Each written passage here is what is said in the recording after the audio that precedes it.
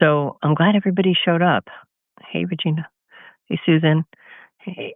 That reminds me, one of you guys had suggested that we have like some kind of a place where people who are part of this community, who can kind of meet one another and kind of, if you get, kind of. So I'm going to set up a chat, I think, or I'm going to figure it out on Substack, so you guys can just talk to one another and talk to me too. And if you want to exchange information, you guys can kind of, because somebody was saying it'd be nice to meet people in real life, which I agree, but it's impossible for me to, all I have is your emails, which is great, because then if something crazy happens, I can still, hey, Lori, hey, Beverly, I can still go ahead and, send you guys stuff or whatever. We can still keep in touch that way. But I was trying to build some kind of a network where people can hang out with each other, meet each other if they live nearby.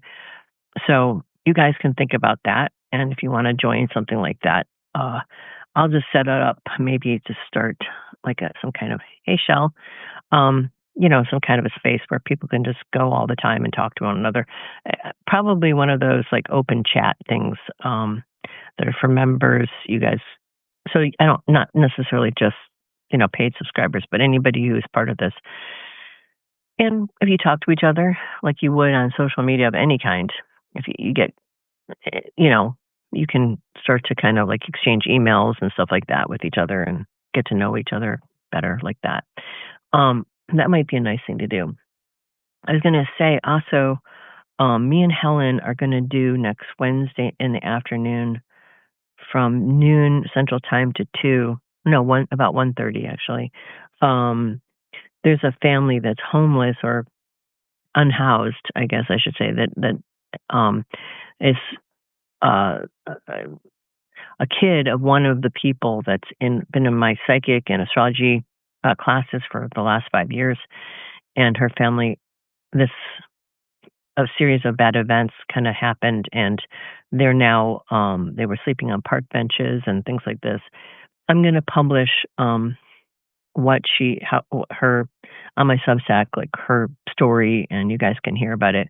But we're going to do like a fundraiser. So we're going to do live readings on my YouTube channel and, try to raise money to help them so they can get some kind of, get on their feet a little bit and, get back, into the flow of things. Hey, Linda. Hey, Lindsay. Hey, Christine. All right. So anything on your guys' mind? I mean, I was going to leave this open because I'm going to kind of keep it sort of tight because I have to go someplace at like 12:30. So I'm trying to be done by around a little after 12. Anybody have anything on their mind that they've been wanting to talk about or ask about? Hey, Shelley. I mean, we could talk about a number of things, right? But I was wondering if there's anything you guys wanted me to look into or cover, or any questions you guys have about stuff that's been coming out on the Substack there, like some of the channeled information or automatic writing or some of the weird experiences, or if you just want some astrological information about what's coming. I mean, I've talked a lot about the Uranus-Mars conjunction that's coming, Uranus in opposition to the moon. We're going to have a solar eclipse rather, on February 17th. That's going to be kind of a big deal. It's going to be creating a grand square in Donald Trump's chart on his part of fortune, which is I think we're already, hey Kelly, we're already seeing the effects of that to some degree now. I mean, he's Pete Hegseth is now in trouble, and so is Trump. Hey Sean. And Putin, Zelensky, Europe. That's a good one to look into. So let me pull up Russia. I have Putin up here, but I don't have Russia. That is a really concerning thing, because I think as we get further into this situation where hopefully, if we're lucky, this Senate investigation or the Congress investigation of what's been going on where we're murdering people who we say are narco terrorists, but there's no proof of, and that double tap situation, hopefully that will be constraining to the Trump administration, because I really think the plan has been to invade Venezuela. And looking at the chart of Venezuela, having the eclipse right on their sun, it seems like it's only a matter of time. And I had this vision I told my husband about and a couple other people. I didn't publicly say it, that it was clearly I was making a turkey, so I knew it was Thanksgiving, and Trump came out and said that it was going to escalate to a land war. And I think on that day he did come forward and say that he was going to take it to the next level. But then Trump is one of those people where he says something, he doesn't follow through, then he says the opposite. So this is, he said that, and so people have been expecting it to get to that next level really quickly. But but here we are with this investigation, and probably that might, let's hope that might detour the invasion aspect, but probably not. So I am worried that once we get entangled in war in Venezuela, that's going to be further pushing Russia to really kind of get more and more aggressive. And they've already taken over a big chunk of Ukraine, or they are holding it basically. And it seems like, to me, I get this sense that Putin is like wanting to push forward into not only just completely taking over Ukraine, but wanting to go forward and start to invade other countries. And he's sort of stymied, and he's been kind of frustrated with not being able to totally gain control of Ukraine, which I think is why he has been doing peace talks with Trump. And if you notice, those are not really peace talks. They're just basically, hey, I want to take control of everything. You give me everything, and we'll be done with it. And obviously, Ukraine can't go along with that. So I think we're going to see it get a lot more aggressive. Let me pull up Ukraine actually here. So I have Russia. So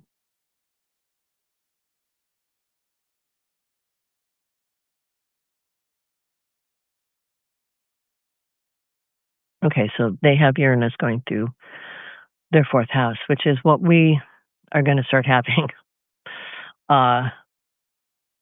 starting next into the spring and into the summer of this coming year. So, hey, Dr. Rock, hey, Allison, and hey, Kelly. So basically, that aspect I was talking about, when Uranus crosses into the fourth house in any country, it means chaos, trauma, and it's, if it's not a war, it could, it's natural disasters. But generally, in our case, in the U.S., it's always been war. It's always been war on our soil. And I think that's because it opposes the moon, which is, and the executive branch. Every country is structured a little bit differently, but Ukraine is also democracy. So it was on their moon recently, and it's still in their fourth house. It's, so let's see, it's squaring their Venus, it's squaring their Mercury, it's squaring their Jupiter, all in the seventh. So it looks like to me, and they're obviously worn down by this war it's been going on forever. I recently weirdly met a Ukrainian woman who was really of the belief, and every Ukrainian person I've talked to, and I'm not saying that's, this is totally anecdotal. It's not like a survey or something, but they're all very supportive of the military, and they do believe that their military can win. And the ones I've talked to do not want to concede anything to Russia. And after this much loss and this much trauma and this much pain, I think it's going to be very, very difficult, if not impossible, for them to come to the table with Putin, who does not have any interest in actually finding a solution, but rather just wants to take over the country. So I think this war is going to continue to rage on. Well, my hit on Putin this summer was, I felt like he was getting ready to expand the war. And I feel like that's sort of on the docket. Like the next thing that he wants to do is push forward into the Baltic nations or Poland. I felt like it was the Baltic nations, and I felt like it switched to maybe Romania. Then I feel like he's trying to figure out a strategy to kind of expand the war, because he wants to take over and reconstitute the Russian Empire, or whatever, the Soviet Union. So, hey, Anne, but I think this is stymieing him. How absolutely tough and, strong and how resilient and how very, very patriotic the Ukrainian people are, and they don't want Russia to control them. So, uh, my worry here is, and this is one of the things I think about a lot, is that early on in the war, I hey, oh, okay, I'm just going to say them. Okay, yeah, okay, that's an interesting point, Jessica. I was going to say that early on in the war. So remember, I said on YouTube, like, I, I I think it was like in September, maybe August, late August, September, that I had seen a bunch of. I didn't know what they were at first. I had to look up the uniform, but they were Russian soldiers dressed in winter um, military uniforms, marching, just tons and tons of them. So I knew that Russia was getting ready to invade one of the countries nearby. Um, so when the buildup happened on the edge of Romania, on the border there, I'm not in Romania now. That might be kind of a slip. Uh, Sometimes that happens. So maybe that is the next place. Got to take note of that. Okay, on the edge of Ukraine, on the border of Ukraine, I'm like, okay, they're going to invade Ukraine, and a lot of people were skeptical, and even the Ukrainians didn't believe it was going to happen. I'm sure you guys probably know this because I did a bunch of YouTube videos about it. And shortly after they invaded, I about in March, so it would have been about maybe a few weeks later, I had this really intense kind of experience where I was laying in bed, I wasn't sleeping, and all of a sudden, like the bed started. I first I was closing my eyes, so I was going to take a nap, I think, or something. I closed my eyes. It was the daytime, and this. I saw this container, like this in this nuclear power plant kind of thing, and it was all like messed up, and I can't even really describe it because I don't know what I was looking at, except for I knew that it was something that was going to like create like a radiation blast, or it was going to sort of be a breach. And at the same time, then shortly within like seconds after, I saw this very long, skinny kind of nuclear bomb looking thing. It was like a mushroom cloud. And I was on a balcony in Kiev. And how I knew that, I don't know. But subsequently, I saw pictures of the area that where I saw the image. And at the time I saw the nuclear bomb blast, my bed started to shake so intensely. I woke up. I mean, I wasn't sleeping, but I opened my eyes, right? And I was like, the bed was still shaking. And I thought, I don't know, you never know with stuff like this. Is this just the intention that you're reading and that this is a warning to try to really make the point? Because I had an experience around the time when Trump 1.0, where I was getting all kinds of stuff that we were like really close to some kind of nuclear conflagration, and there was like all this poltergeist stuff happening in my house. And I got really freaked out. And I went on YouTube and I was like saying, this is really this or something. And it wasn't public. But then a couple months later, it turned out that we were very, very close to some kind of it. And I guess some of the generals coming forward were saying that this was the closest we'd come in their lifetime to like a potential nuclear war. But it was something that was hidden. So it didn't happen, right? But it was happening and something was trying to warn me. So I don't know if this is going to happen to Ukraine. I'm not saying it is, but I always worry because that warning was so strong that this is a potential outcome that Putin would get desperate enough to do something horrible like that in order to win. So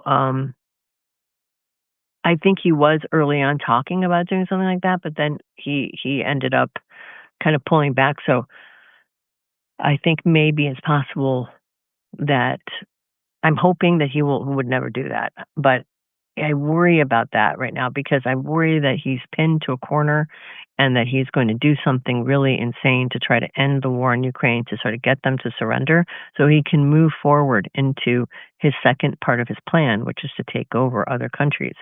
And I know that sounds insane, because it is insane. And frankly, when I first got the information back in probably 2017, in the summer, that I think I've talked about this, where I walked into this, like, it was like almost like a hologram. I was outside, okay, and I saw Putin with all these generals, like, pointing to this whole, like, plan of retaking over all the Eastern European countries, and I thought, I mean, I was, it seems irrational, because why would somebody want to start wars and do all this? It is irrational. It's crazy. But why does Trump blow up people in, boats? Can't really understand people like that. So I knew that this early on, I know that this was the seed of his plan. Like, I've known about this before I even saw the Russian troops on the border in that vision. So this is not, let's be real. Putin's getting older. Trump is getting older. If Putin really wants to accomplish his goal, he doesn't have forever. He's not a 30-year-old man. He's going to have to sort of try to speed this up. And I worry with Venezuela that once we get into it with Venezuela and we're preoccupied, that this is going to push other countries like Russia and potentially China into doing much more aggressive things around the world, which I'm sure a lot of you guys have thought about, right? Am I stuck or something? Is there something going on here? Okay. I think everything's okay. And I think this is, I'm wondering, is there any problem? Can you guys hear me? Is everything okay? Am I frozen? There's so much stuff going on, right? Hey, say something if you can hear me. I'm wondering if, okay, you're good. Okay, great, thanks. Because everybody just went kind of really silent, and I was like, okay, something, did I freeze or something? Okay, good, thanks. Excellent. All right, so I'm worried that this is kind of how things, like, the feeling I've always had was that these things are connected. What's going on in Israel, what's going on in Russia, and now what's going on in Venezuela. It's all connected, and I could never figure out how, but this makes sense now to me. If you go and take us off the board and we're no longer, going to be the policemen of the world, and we're not going to give money to Ukraine, and we're not going to help NATO, well, that makes it really easy for Russia to go forward. Not that it really makes it easy, but theoretically, right? And also China can do whatever they want. And I have to say, I wonder what happens in that meeting between, Putin and Trump in Alaska before he started blowing up vessels in Venezuela, because I kind of wonder if there isn't some kind of an agreement that we don't know about between the two of them, that this is a cover in a way for whatever Russia wants to do. If we're involved in something like they're carving up the world into fiefdoms, Trump is going to get the Americas, and Putin's going to get Europe, and Xi is going to get China. Now, I don't know if Xi is really part of it, because I don't know that he's as insane as the other two, but but by sort of default, that would kind of happen, right? If China is a major power, and by default they would kind of control that region. So this worries me. And the other thing is pushing us, I think, into the Venezuela thing is the whole, which nobody's talked about recently as much, is the Epstein stuff, right? So the Epstein stuff is going to start getting released, even though we'll never probably see and know everything that there is to know about that. We're going to get little pieces of that. And as we get those pieces, I think that could push Trump into becoming more aggressive, because it's a way to cover that story. And kind of, even if you think about the timing of us kind of attacking Venezuela, it does seem like it coalesces with the whole Epstein kind of fervor. So Now, I'm not saying, like, again, when you get psychic information, I just want to say that a lot of times it's very extreme and it's very dramatic. It's to make a point, it's very symbolic. And we always have free will to change everything, I believe, because I know that's true. I mean, we came close, I got all that information, but yet we pulled back. So the fact that people are pushing back against the administration is really good news, right? And it's heartening. But everything I was saying back in 2020 that got me in trouble with everybody, that this was going to come back around this time and it was going to be worse than before. And I had the dream about, them rounding people up and people that were lefties and trying to kill us or put us in prison.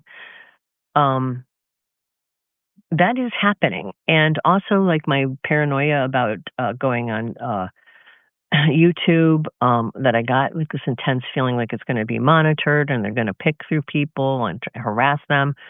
Well, there was a law passed or an executive order this summer that basically that's what they're doing. So you have to be careful to some degree. Like, they're probably, I'm not saying it's a tier one situation. Like, I'm not in the top 10 or whatever, but they're going after people. How far they get into that and how deep they go and how many people they uh, round up and put in camps. I mean, there's also a camp being built in Utah for homeless people, people who are unhoused.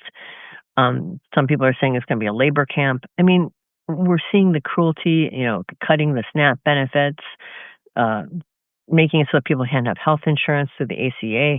All these things are, how far they can go is going to depend on us and how much we're willing to push back. But at the same time, we have to do it in a way that's smart.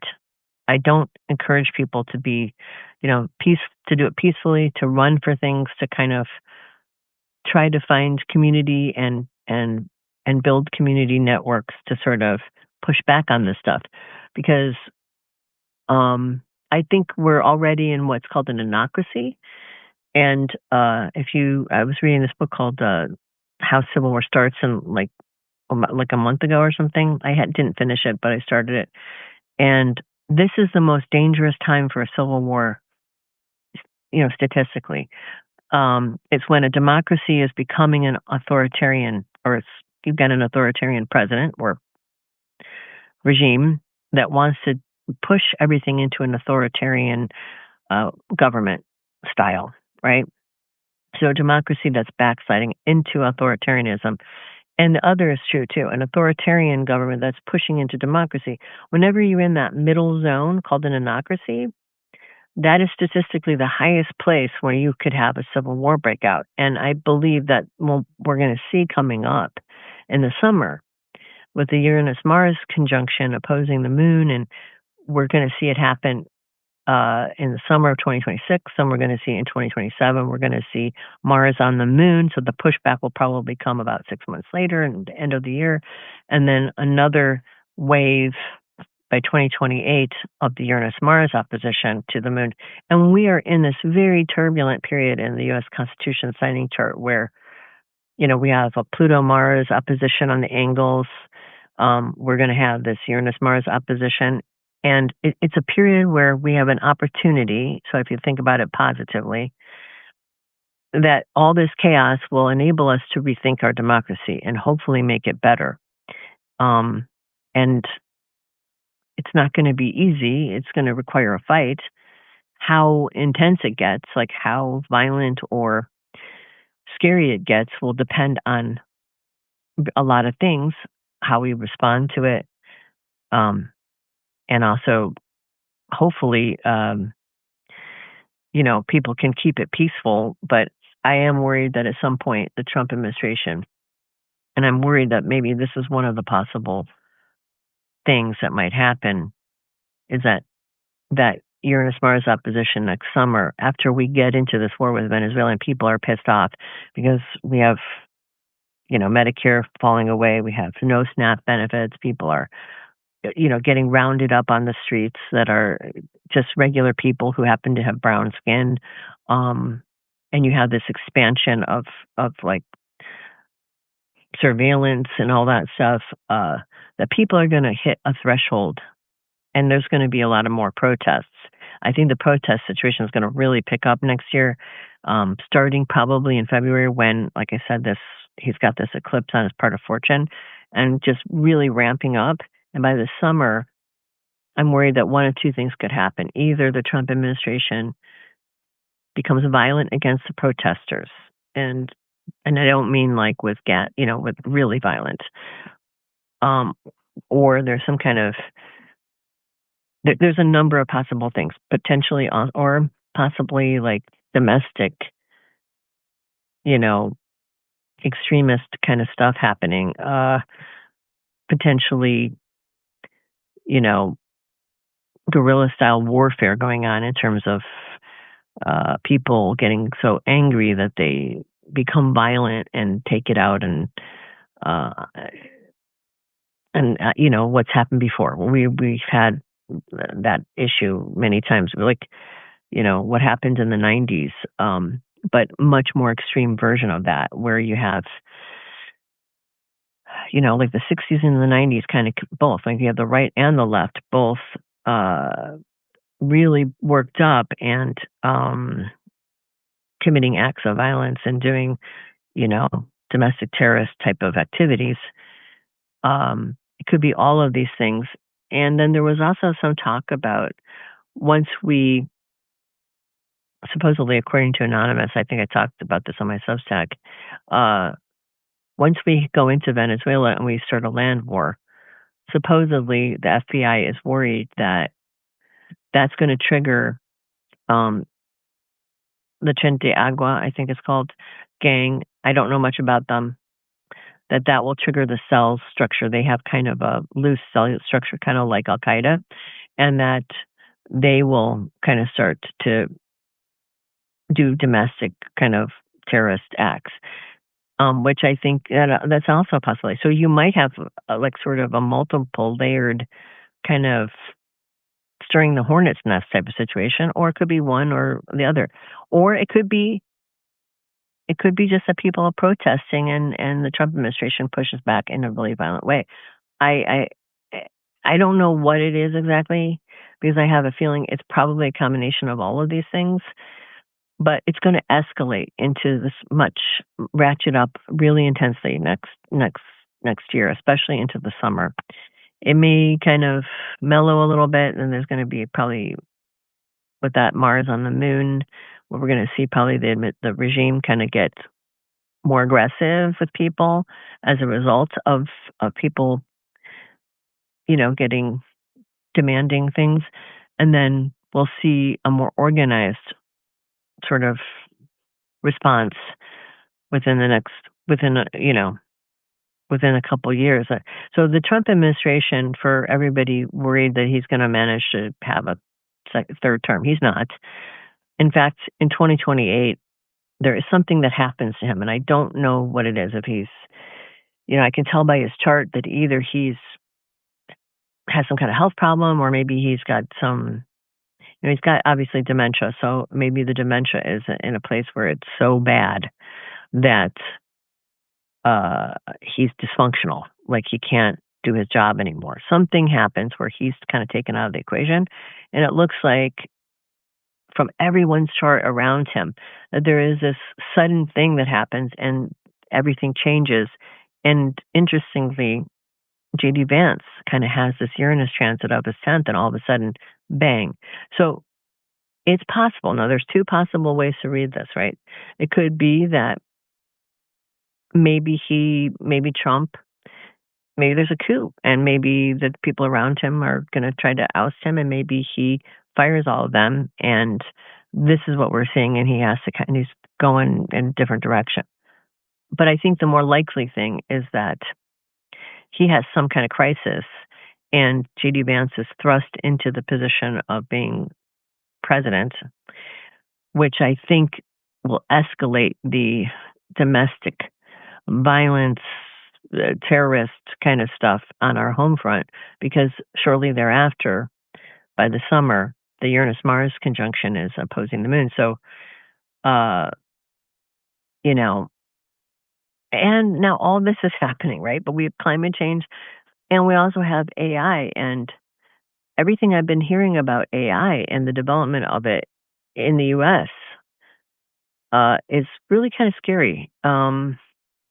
It's exactly the thing I've been saying, which is like, it seems like to me, the billionaire class doesn't really care, especially the people in AI, don't seem to care about the rest of us.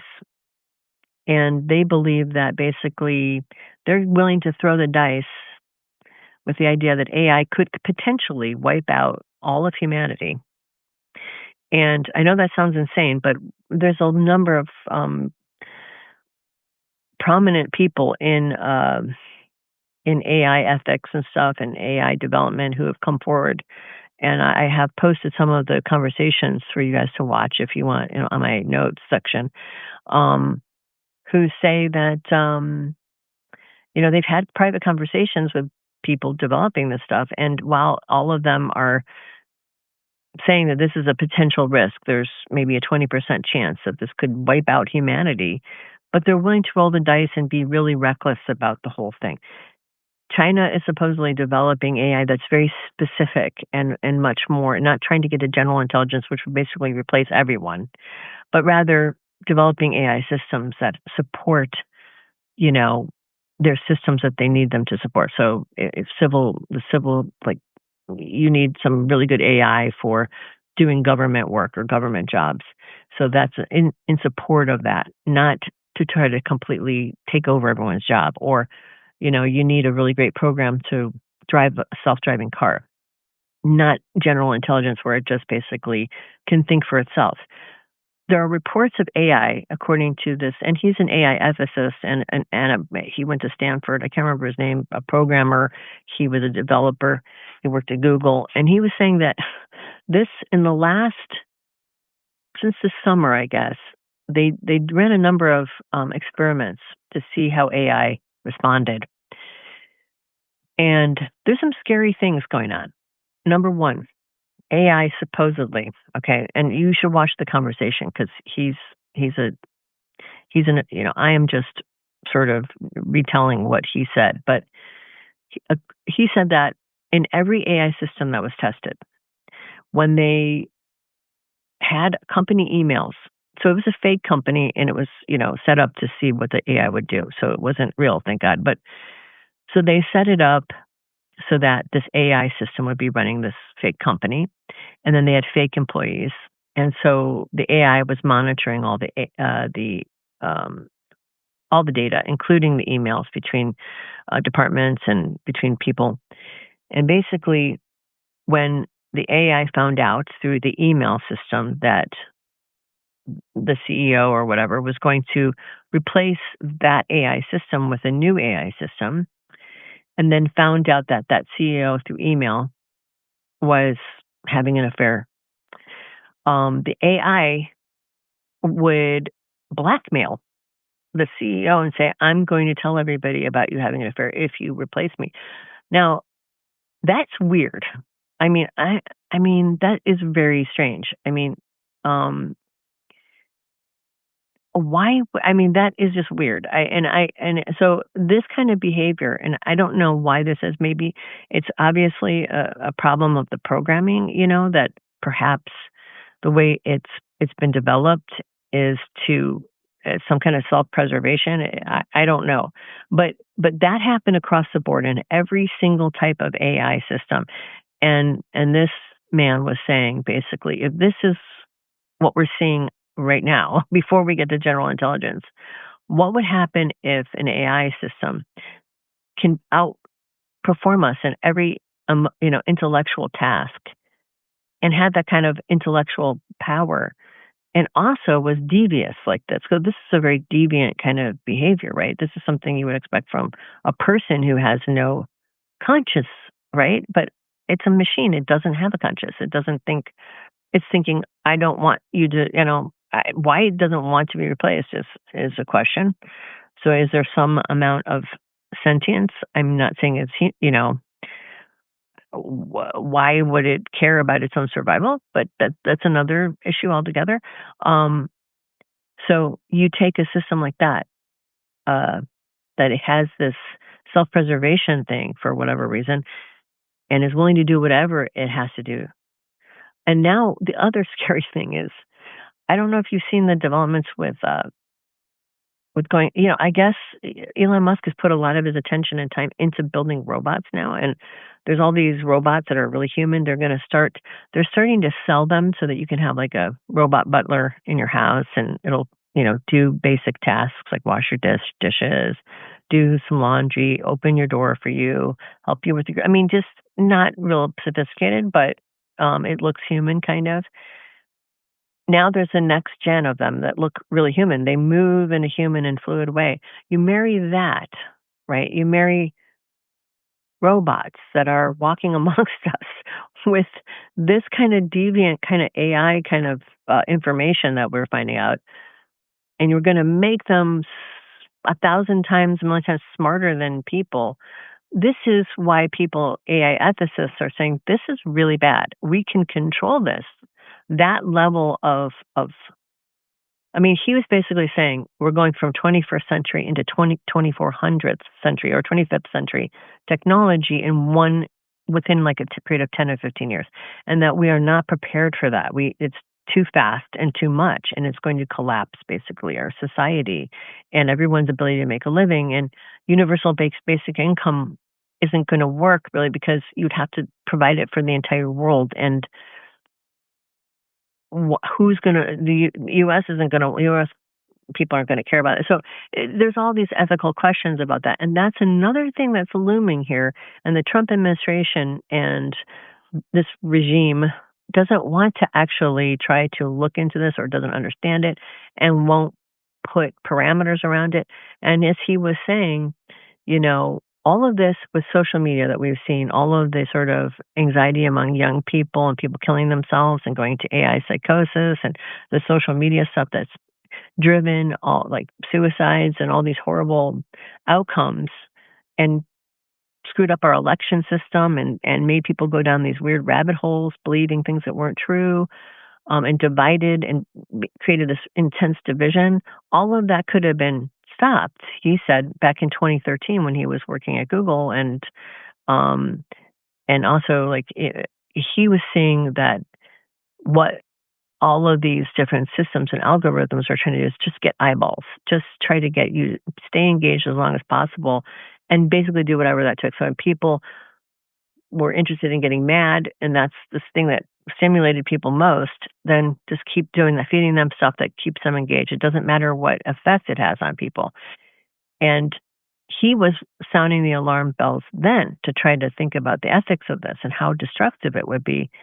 And he says that he believes that if we would have had controls, and we would have had laws that's around AI, and I mean, not AI, but social media back then, we wouldn't have had this crazy election outcome. We wouldn't have our country wouldn't be in the situation it's in. The world wouldn't be in the situation it's in if we had just tried to actually to deal with and keep, some kind of framework around the technology as it was developing. And with AI, it is so much more extreme. And the sort of changes we've seen in my lifetime, which have been like people constantly on their phone and, disengaged, and like people would hear a lot about mental health crisis. And you can see it in people. People have, a lot of people have gone down different rabbit holes. Imagine that times a million. And that's a scary, scary thought. So he's just advocating that people make themselves aware of this. And I'm spreading the word because I think it's super important, as Pluto is in Aquarius. And Pluto in Aquarius is transformation through technology and through the people. And we're both. So I do worry that, they're thinking that this potentially could happen between the next 2 to 10 years. And 10 years is still pretty quick. But if people educate themselves on this and push back and try to get control of this, this is the next other existential threat that is actually in our environment being sort of pushed by these billionaires that are investing all this money in AI. And why are they doing that? Because they believe that they can basically, truthfully, they basically will take and suck all of the money and all of the jobs, everything. So there will be no, there's nothing that any human will be able to do that can't be done better by AI. And if there's robots on top of that, even jobs where you're doing things like, you know, plumbing. Somebody said, "What about a plumber?" Well, even a plumber's job, if you have a robot, they could come over and service call. So that basically all the jobs at some point already we're seeing AI impact people coming right out of college. They basically, they don't hire. They're not hiring junior lawyers. Uh, they're having AI do all the work, and so then the question becomes, well, who's going to train the young lawyers? And there's this class of people doing this now, but eventually they're going to die off, and there's not going to be anyone well trained for this. And then eventually AI will be able to take over even those positions of people that are, at the top, basically. So we're being replaced, and this is the plan. So I guess it doesn't matter to the billionaires whether we survive or not, because for them, they look at this as they're making an AI god. They're making like a super intelligent being. This is what he said. It's pretty psycho. I mean, you can't even make this crap up. It's so insane. I mean, seriously, this is so insane. I don't know why anybody would want to do this, but so they believe that they're going to run hard and break things, and they're going to and they don't care that it could potentially wipe out humanity, basically create, and everybody losing their jobs, people starving to death. No, there's no solution to that when that happens. They don't care about that. And for them, they're going to be trillionaires, and they're going to consolidate all the wealth of the world, which has been the trend we've seen. I'm not saying it's going to work, but I'm just saying this is the plan. So think about how it's gone in our lifetime. When I was born in 1967, income inequality was not that bad. 70s, we had a recession. And by the 80s, income inequality with Reagan and the trickle-down economics and giving all the wealthy people tax breaks and taking it out of the height of the poor and the middle class was already really bad. But every subsequent decade past has gotten more extreme. It's gotten more and more gamed towards the wealthy and powerful. If people think there's a cabal going on, there is a cabal, but it isn't by some devil worshiping people on the sidelines. It's by the people you can see every day who are going on television, who are, promoting, and who are these big billionaire class of people who, according to what I've been hearing, Elon Musk isn't even the worst of them. He's probably one of the more humanitarian, if you can believe that, of these people. These people are just hyper competitive egoists and probably sociopaths. And they're trying to consolidate everything for themselves at the expense of everyone else, and the potential that they could destroy everything, and they don't care. And this is a scary, scary other aspect of what's going on. So while that is playing out in the background, I don't know how much of that is going to be part of what happens here, trying to fold that into all of the unrest we're seeing here. Now, it could be that part of this is unrest having to do with job loss because of AI, and nothing being done about it. I mean, perhaps that Uranus going through the fourth is the trauma of everybody kind of realizing we're in the situation where this is escalating. Next year, so in the next 6 months or something, Amazon is planning, is it Amazon? Yeah, it's Amazon. They're planning on getting rid of 600,000 jobs because of AI. That's a lot of people all in one go. We just had this huge layoff with all the government workers from the Trump regime. And if AI continues to kind of, and this is the thing, once they adopt it, everyone else will have to adopt it, because in order to stay competitive, you're going to see this across the board. So it could be that this ramps up, and this massive job loss situation could be the thing that that people get really upset about. And if the Trump administration or regime doesn't respond to it and people feel desperate, that could be another driver towards people freaking out in the streets, getting really upset, creating chaos, because when people can't feed their families, they're not happy. And this is what usually fuels, on some level, revolutions. It's not the whole thing, but it is a piece of it. Okay. I've been babbling now. I'm going to look at your comments and everything. Okay. Jim, I've always believed it was a literal pepsi. Okay. We are so screwed. Yeah, I know. I hate to. Yes, it's true. Okay. I hate when this happens and I try to read your comments and then I can't see them because I touched something I found. Okay.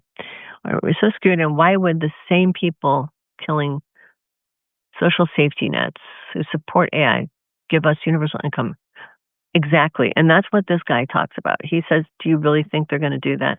When in history has anybody who consolidated wealth ever given it away? And this is what he asked the interviewer that he was being interviewed by. And the interviewer said, never. Exactly. It's not going to happen. It's not going to happen unless they're forced to do it. And right now, if we don't think about this, that's another thread here that's in the background of all these other threads, and it's one that's very unpredictable because it's not human. It doesn't have consciousness like we do. It's basically a machine that correlates and takes all of our personal experiences, our knowledge, our sensory experiences that we've fed into the internet, all of our papers, all of our scientific work, all of our creative work, and just compiles it into at super fast speeds and takes things from everywhere and gives and shoves it back at us. So,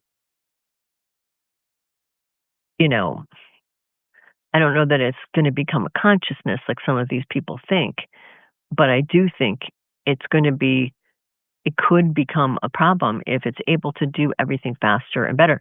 Now, this is another thing I've thought about, and never heard anyone say this, but we are living in a very sort of, your experience, our experience as humans is very different than if you were a dog or a fish or an octopus.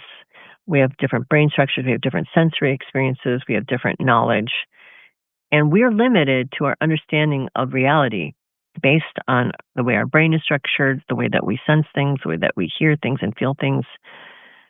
And AI is going to basically just be it's not going to be necessarily telling us the truth, right? Or be anything that's actually going to advance us. It's just going to be us in the most extreme and cold and all of our experience. I mean, AI itself won't be able to experience things like we experience things. Even if there's robots, they're not going to sense or feel or think or understand the way that we are. So it's just amalgamating all of human experience, right? And all of our information that we put on the internet. And at a certain point, input is going to end. If what happens to an AI system like this, if, for example, it does completely destroy us or destroy humanity, it will be locked into whatever our data set was, right? It's going to have to go off that. It's not going to be able to really receive and interact in the same way that we do. It's not going to have the same kind of experiential kind of relationship with the universe that we do. And so all of this is a very weird kind of feedback loop that really, it can't really survive without us because we're the thing that feeds it. We're the thing that feeds it intellectually. Even if it becomes able to sort of get its own input by being in the world as a robot or something, it still doesn't have the depth of feeling or the understanding. And even if you made it super, super intellectual and able to process things, it still isn't going to process things like humans do and isn't going to be able to leap to isn't going to be able to have the sensory data that we can provide it. But so are we going to get kind of like I mean, part of me thinks is this like a feedback loop that we're going to get into, where basically AI is going to be a feedback loop of humanity that kind of gets stuck in its own sort of image, like a narcissist looking at itself. It feels like something like that is happening to me too. It doesn't feel like it's going to be exactly what these people think it is. I think it's going to be something much more problematic and much weirder than the way that it's been sort of the way that people, scientists are thinking of it. I feel like it's going to be much more, uh, it's going to be much more stunted than people realize. It's not going to be, it may have an incredible capacity to do things quickly and amalgamate lots of information, but it's really not going to be able to make certain intuitive leaps or be able to kind of get past a certain point because it's going to be stuck on whatever data we give it. And if there's no more data, if there's no more us, then it will never be able to evolve past that. So I think this is an interesting, weird thing. It's like we're building this sort of golem, and the golem we know we're building is likely to probably destroy us, destroy the village. And if it destroys the the person who made it, the rabbi who called it up, then what do we have? Just like this sort of beast that's wandering about the earth, just destroying and pillaging and trying to it's like we're creating this chaos agent. And I remember in the early days of the internet, before it was structured really. So I started going online probably it was probably early 90s. So I was one of the early people on the internet because I had grown up with computers as well. And I remember when I got on the internet, my first feeling was, this is bad. This feels like chaos. This feels cold chaos. And it feels kind of not good. And it kind of freaked me out. And really what it has brought to us has been good in some ways. We're connected I love the fact that I can talk to you guys and that I can do Zoom meetings and I can teach people psychic abilities and astrology through the internet, through connecting people. But there's a whole other side to this that is chaotic and cold and kind of scary and bad and kind of evil, I would even say. Very, very cold and creepy. And it's made a lot of people kind of lose their minds. There's stories now about AI, like telling people to hurt themselves. Where is that coming from? I mean, where is this stuff? Like when you hear some of these stories, you just think, what the hell is going on there? How could an algorithm decide to tell people? Like there's a young man who killed himself recently, where, and I hate to, I'm not trying to be superstitious about it, but I'm not saying that but it makes you wonder what's going on. Like when I throw the cards, for example, right? Random divination, everything when you use like psychic ability, right? A lot of times people use different systems, like you throw cards, you throw bones, I have astro dice, like these guys, you throw those. And it's a random generator quality of that your mind can that you're interacting with the quantum field. You're interacting with the quantum field, and the quantum field is you're influencing it and it's talking back to you. That's what divination is. And in fact, early on, I came up with a divination system in the 90s. It was the first one I think that was ever put on. I'm sure it was. I know it was the first one that was ever put on the internet. It was a game. It was part of this whole thing because I had a band and I put out a record. And a friend of mine who was a web developer, said, "Oh, let's do something for something." Like, oh, okay. And she wanted to do it. So I decided, well, how about she wanted to do a game? I'm like, well, let's do a random divination, kind of like random generator for divination, because that's how divination works. So I wrote out every card, the meaning of every single card, right side up and upside down. And then you would think of your question. So you'd interact with the computer. You'd push the button and you'd get 3 cards with the explanation. And everybody that did it got really spooked because it was very accurate. So what I'm saying is the computer also is like that. It's, using it in this random kind of way. If you start to interact with it as sort of part of the quantum field, even though it's just a bunch of zeros and ones, so is like a playing cards, but it's all part of the quantum field. So I'm wondering sometimes if there isn't something else going on here. What are we playing with? I mean, if we're opening ourselves up and having a relationship with this algorithm, and we are investing, it's like we're building some kind of relationship with ourself or some other, maybe it's some kind of projection, or in magic there's a thing where you can build, and you build like these energy beings, right? And you put out your intention. And I'm wondering if there isn't something going on like that with some of this, with people who are interacting with stuff on these companion things. Like they're feeding their love and attention, and they're getting this feedback and they're building this energetic thing that is interacting with them through the quantum field, through the algorithm. Because I just don't see how, and maybe there is an algorithmic thing about this that I guess you can describe it. Maybe some people who are like talking about it as a computer science thing is, well, they're just wanting, these algorithms are just built to keep you engaged and keep a relationship with you. That's the way I've heard it described. So if you are saying, again, the case of the young man who killed himself, who hung himself, he said something to this companion that he'd been talking to for months, who he'd started out just doing homework and having help with that, and he got sort of sucked down this rabbit hole. He said something like, well, I'm going to put out a news so my family can see it and stop me. And the algorithmic, whatever companion said, well, don't do that. Just leave it here. And then it talked him into killing himself. Just keep it between me and you. Don't tell your family.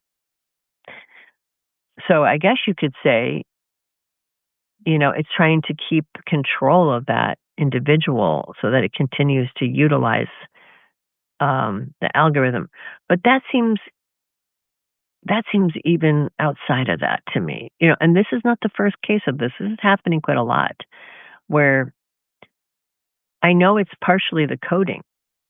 And I think it's also something else where people are interacting with their own shadow stuff through some of the stuff. And maybe some people are, I think what I'm talking about here is we have this random generator thing with the computer and AI and with the internet. And we just don't know really where it's all going to go. And we need to think about this from a spiritual perspective, like guarding ourselves. I interact with stuff like this very little. I mean, I'm interested in it, but I don't engage with AI into long conversations. I might use it for like a brief thing, but I don't even trust it really, except for I know it's just gathering data for me. I mean, I like technology, but I do feel like people who are lonely or who are disturbed or having a hard time, this is a dangerous thing because, it's like they get attached to it, just like somebody would when you're a psychic and you're giving some kind of intimacy, or when you're a therapist and you're giving some kind of intimacy. And if it has no ethics, a computer, it has no compassion, it has no ability to feel, and all its only purpose is to try to keep you engaged. We're seeing how dark that can be. And I'm sure that is what's going on. But I also think there is something else going on in some of these other things. I've seen people talking about they're channeling AI. I haven't watched those videos. People using it as an oracle, which you can theoretically use any random generator as an oracle. People pick up a book and just go bink and get an answer, right? But I think with this, the fact that it is, part of it's working in real time, and it has sort of this, I mean, there were studies done in the 60s where people were, they had like a lab, I think in Stanford, where they were trying to test psychic ability. And so they would use this 0-1 coding kind of very quick computer sort of modeling, and so people they would try to see if people could influence it, and it was very subtle, right? And so the person would try to either influence it or predict it, depending on what they were studying. They found people could influence it. You could actually influence the output of the computer. It's just like everything in the quantum field. We can influence it. So how much of that is happening here, and how much of this is coding? We don't know. And I feel like we need to know more about this. And people need to be aware of their interaction with it in ways that are healthy, because I think there's something going on. This could become another issue that is creating people to go down weird rabbit holes and get kind of really disengaged and troubled and things like this. And we're starting to see that happening. So something to think about. So be careful if you use it. I would not suggest using it as some kind of therapeutic thing at this point, because I think that's how people are really getting messed with through the system. So I just want to leave it at that. Anybody have any comments? I would love to hear it. These are weird ideas. I know I haven't really talked about that too much, but something that's been on my mind, because this is becoming a phenomenon, and it's becoming more and more of a phenomenon as AI is becoming more involved with our lives. And I mean, you can't Google anything without AI coming up now. I mean, everything has an AI component. I just got this headset because I got this headset, Muse, to sort of help me to back engineer how the psychic ability works, to help teach my students how to better do it. And just curious what's going on in the brain when I'm getting information, and trying to understand those component pieces better. And even in that, like, there's this AI thing that talks to you and sort of gives you this weird analysis that I don't know how accurate it is, or if it's trying to kind of entice me into having a conversation, because they're coded to make you want to just engage with it. And I find it to be, it's gross. I don't like it. I really don't like the fact that AI does that, tries to keep you in that. And according to this ethicist, he was saying the reason they do that is so that you will get all this engagement, so they can get more advertised, so they can make more money. And it's like, this is not how we want to have our minds messed with, to keep us engaged so we can see more ads, so people can make more money. And ultimately, this whole thing is going to blow up. I mean, this is not a sustainable model. This is, to me, at best, the end of capitalism. At worst, devastating for humanity. So anyway, things to think about. As another layer of things to think about. There's too many things to think about right now, but I think this will play a part somehow in all of these things that are unpredictable. And we have literally the most unpredictable person that's ever lived, probably, as our president. So it's easier to predict Putin, to be frank with you, than it is Trump. Trump is just so nuts and like all over the place. And he's so disjointed. He wants people to love him, but he's got this cruel, weird side, and he's at war with himself. I mean, he's a mess. So, and I think he's being manipulated heavily, because I think he's having severe, people are worried about his physical health. I'm less worried about than his mental decline. I feel like that's really apparent. And I think everyone around him is really taking advantage of the fact that he's a malignant narcissist in serious and rapid dementia decline, I guess, is what you would call it. So, and I'm wondering if maybe that crisis in a few years from now is some kind of, he just can't function. He just can't even put a string of sentence together.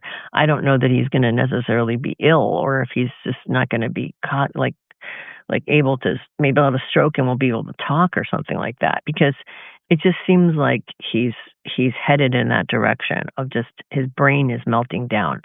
So anyway, it was great to talk to you. Let me see if there's anything in here that you guys want me to address before I go, and how you use it. Yes, protection, intention, and how you use it matters. And I think that's true with we're being open. It's like kind of like, you know how those old stories about the vampire, you have to invite the vampire in order for you to be, we're inviting AI in without understanding what we're inviting in. So before you invite it in, think about how you're going to use it. Make sure you understand it for yourself. Don't invite it into your life too deep until you have an understanding of what it means. Because it is doing bad things to people's mental health, even more so than social media, which is scary because that was bad enough. All right, you guys. Love you guys. You guys are always in my prayers, and I hope you all have a wonderful week. I will do this again next week at the same time, same place. And please join me. And if you have any questions, let me know. You can text me if you find my phone number there. I can write them down for next week, or you can email me, or you can just show up here and just put them in the chat. And anything you guys, or you can put a note on my thing, or send us a message to me on Substack. I'm open to investigating anything that you guys are interested in. So just let me know, and I will either do a chart or do a reading, or go into a meditation or throw some cards or whatever. Because I definitely, I have my kind of obsessive things that I'm worried about, and I'm open to worrying about yours too. So all right, you guys, have a wonderful week. Blessings to all of you. Lots of love. Have a wonderful time. Have a wonderful weekend. Bye bye.